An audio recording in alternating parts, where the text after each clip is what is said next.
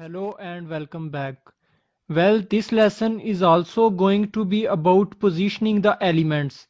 And so far we know two very important ways of positioning the elements. The first one that we have learned about was the margin and padding, where we can add or reduce the spaces around the elements in order to shift them from their original positions.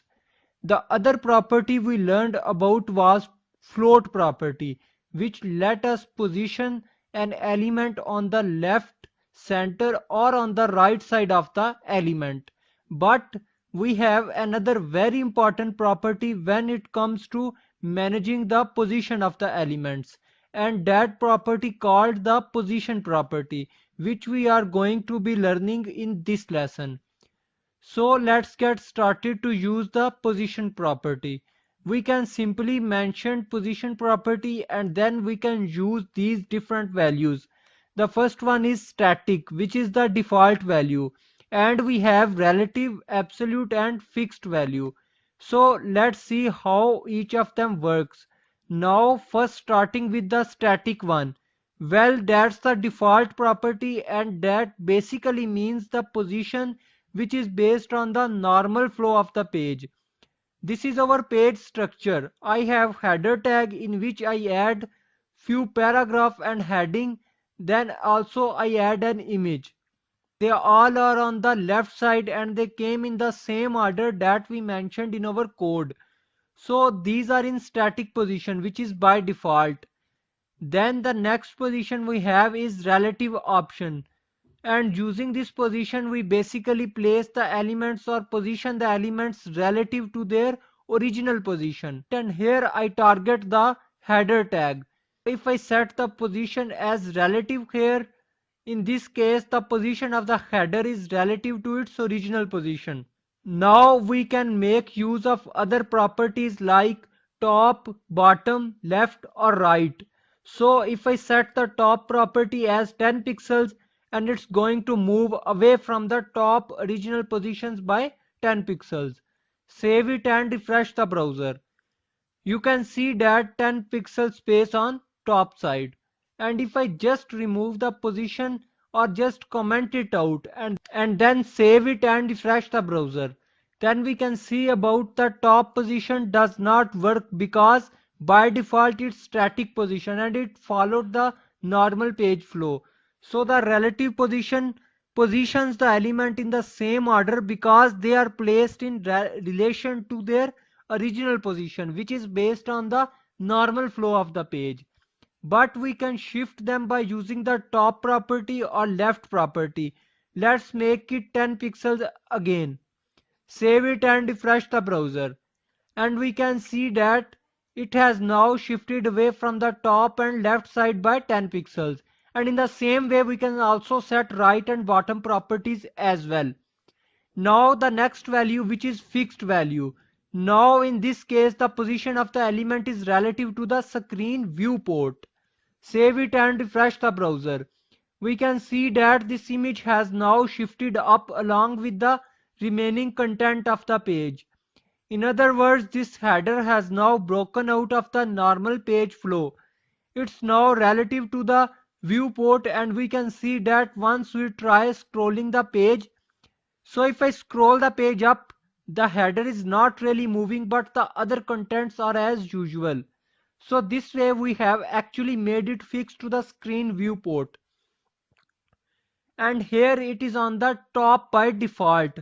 So that's why it remains on its position. If I set the bottom property now and set it to 0, save it and refresh the browser. Now if I move to page up and down, then we can see that the header is now relative to the bottom of the screen and it's not really going to move. It has stuck over there. Let me set it back on the top.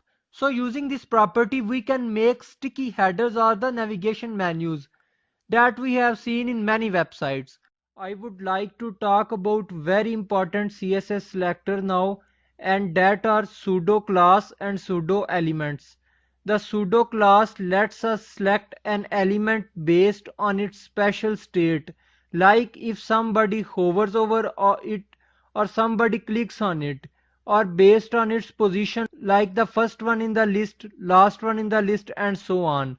The second option we get is pseudo elements, where we can select the parts of an element like the content before the element or after the element, or the first line or the first letter of paragraph, and so on. So let's get started. Let me add some content.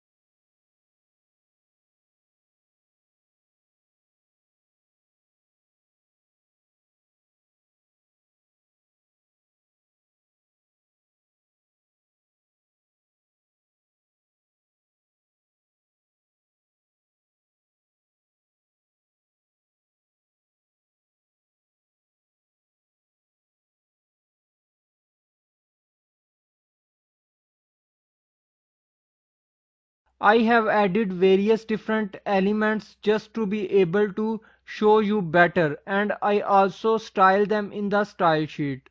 So let's see how we can make use of pseudo classes to target different elements on this page.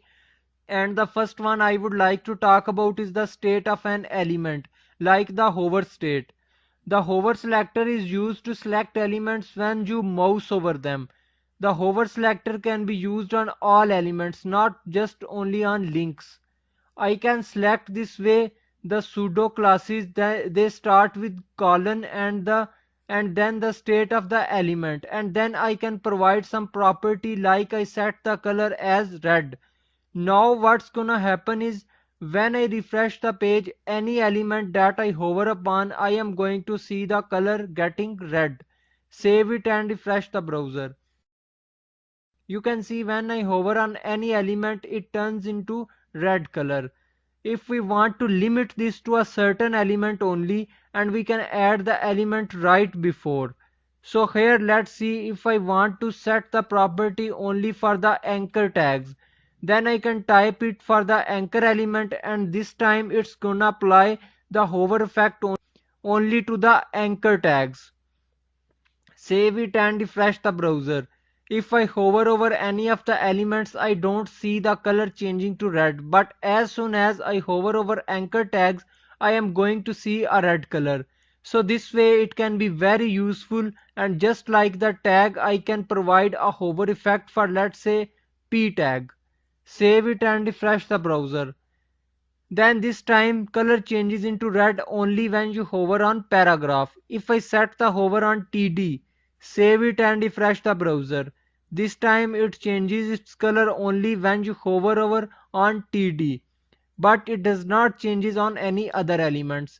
Just like the hover state, I can target another state which is link, and it generally works with a tags because we have the links for the a tags, and this time the anchor tag with the link is gonna get a red color.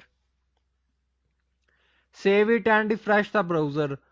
Well, the color does not change. The reason for that is that I have already visited this link and it is applying on visited only.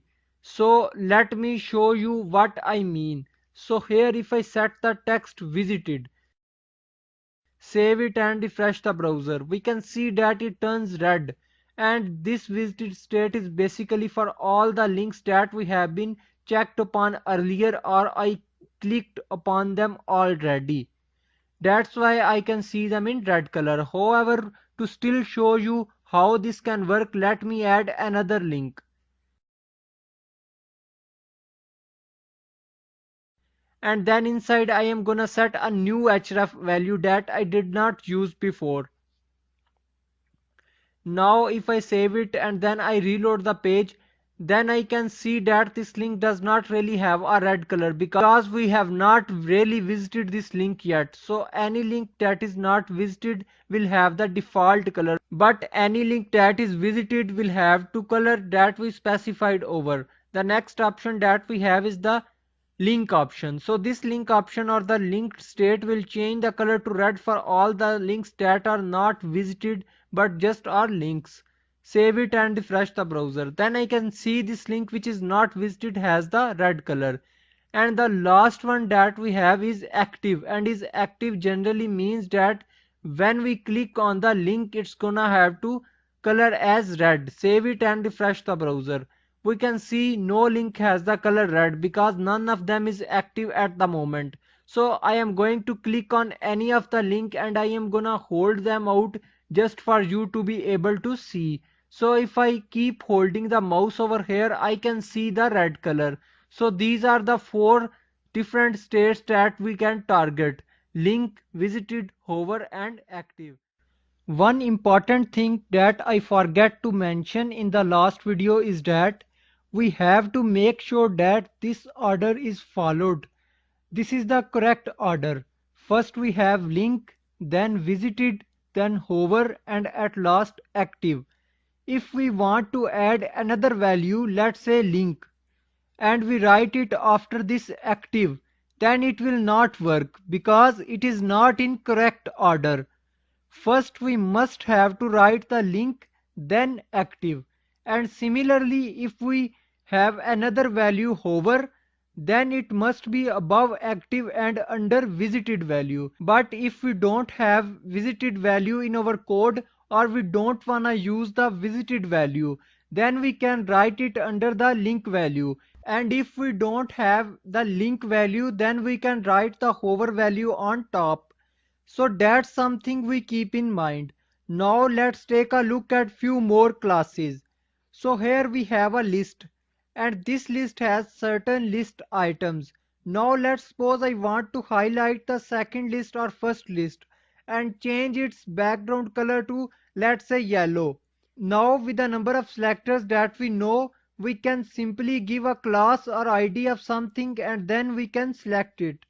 Now let's suppose I want to select the third item. In this case as well, we can also give the same class name. Or if we want to provide different property for the third item, let's say, then we can give it another class. It sounds okay, but we can do that using a class and ID. Now how about the case where we have, let's say, 200 list items or 300 list items or even a bigger number than that?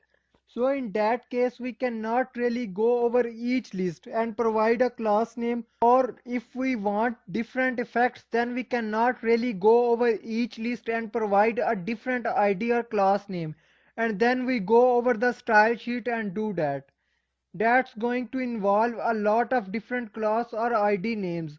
Or if it is a same class or ID name, then we will have to copy paste the same class many times on those different lists, and that will again not be a very good option when we add more items in future. Well, let's take another scenario where we want to highlight only the even elements. And again, if we have a list of 100 items, it's gonna be difficult. And if we keep adding new list, then we will have to change everything because that even and odd number will also change accordingly. So for such scenarios, we have a couple of different CSS pseudo classes that we can make use of. So let's see how we can do this. Let's suppose I want to highlight the first item of the list. So I can type li and then I type first child. And then here let me set a background color to yellow and color as red. Save it and refresh the browser. We can see that the first list, in fact, this is going to target all the list items which are the first child. It's gonna turn them to red. Likewise, if I make it, let's say, last child, Save it and refresh the browser. This has now selected the last child, so that's quite simple and straightforward. Now, how about the case when we want only the even list items? So in that case, I can select nth child and inside the brackets I can select even. Now this will target all the LA child items which are at even positions. Save it and refresh the browser. I can see these two have got selected, and if it is a big list, that's going to select all even items, and just like that I can select the odd items as well. Save it and refresh the browser. These are now the odd items that are selected now. So this time we are targeting based on the position. Now what if I want to select only the second item? It does not matter whether it is at the even position or odd position. I just want to select one item and I know the position of the element. So inside the brackets I simply type its number. Let's say I want to specify second item, so I type 2 in brackets. Save it and refresh the browser. This time the second list item has got selected. Now suppose that the list is very big and I don't know the number, but I want to select, let's say, the second last. So in that case I can add nth last child and then here I can specify a number. If I want to select the third last, then I just type 3 here because it starts from the last item now. Save it and refresh the browser. You can see it selects the third last. Similarly, if I want to select the second last, then I just type 2 here. Save it and refresh the browser. You can see it selects the second last this time. Now suppose that you want to select multiple items, but those are not even position nor they are at odd position. So in that case we can use another option which is nth child, and then we can select a formula as an plus b. So here this b is the starting number. So let's say we want to start from the second item, and then here it is the occurrence. So let's see if I just write n here. Let's see how it works. Save it and refresh the browser. I can see that starting from the second item, it's gonna select every next item. So second, third and fourth, all the three items have got selected. Now if I make it 2, save it and refresh the browser. This time starting from the second item, it's gonna select every second item. If I make it 1, save it and refresh the browser. This time it's going to start from 1, but it's gonna select every second item. If I make it, let's say, the third item, save it and refresh the browser. It has selected the third item starting from 1. And if it is a big list, then it's gonna select every third item starting from the first item. And if we wanted to start from below, that if we want the counting to start from below, then we can select last child just like earlier, and then we can use the formula again. If I set it to, let's say, every other item starting from the second last item, save it and refresh the browser, I can see that the second last item is this and every other item is getting selected. So that's it for this video. Hope you understand it. Keep practicing it and see you in the next video. Thank you. Now there can sometimes be a situation when all the elements are not LA elements. There could be other elements as well. And for that, let me take another example. So if we look at the div over here, then it starts here and it's end here. We have all the different elements inside it. Here we can see first item is a paragraph, second item is also a paragraph, third item is a div, fourth and fifth items are again paragraph. So let's say, let's use the same formula over here and let's make it a paragraph, and I want to select nth child and I want to select the third item. Save it and refresh the browser. I can see that nothing actually is getting selected because the number that we have provided, which is 3, at that position there is no paragraph. There is div element and we have specified paragraph. So that's why it does not select that. But sometimes we could mean something else. We could mean we want the third paragraph to be highlighted. It could be after two or more different elements, but I want the third paragraph only. So in that case I can use nth of type and there I can mention 3. Now it will only count the paragraph. It will ignore all the other elements that comes between the paragraphs. Save it and refresh the browser. This time it is getting selected. So this means that we only mean to count the paragraph and no other element, and we also have the other option nth last of type. Save it and refresh the browser. It's gonna select a second paragraph because it is counting from below. Now we can also select the empty elements. Here we have this p element which have nothing inside. So here let's say I make this empty and this time it's gonna target all the p elements that do not have any content inside. Save it and refresh the browser. We don't really see anything. So the reason for that is by default when an element does not have anything, it does not have any height. So if I provide a height, let's say 10 pixels, save it and refresh the browser, we can see it over here. We also have others empty elements as well.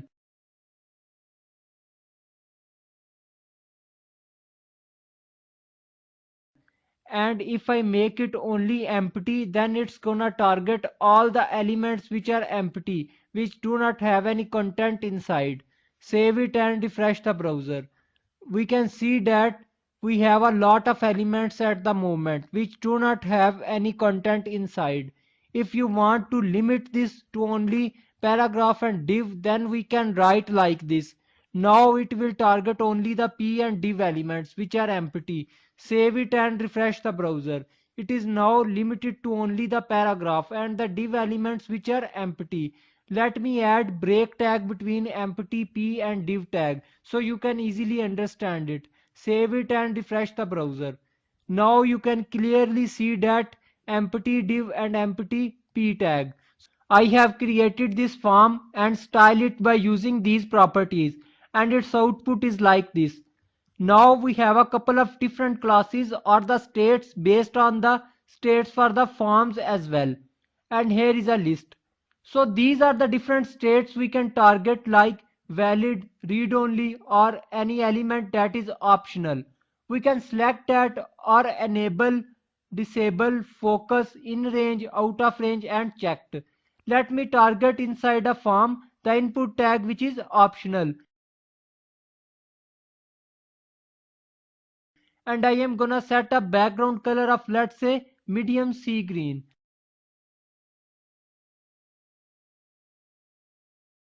Save it and refresh the browser.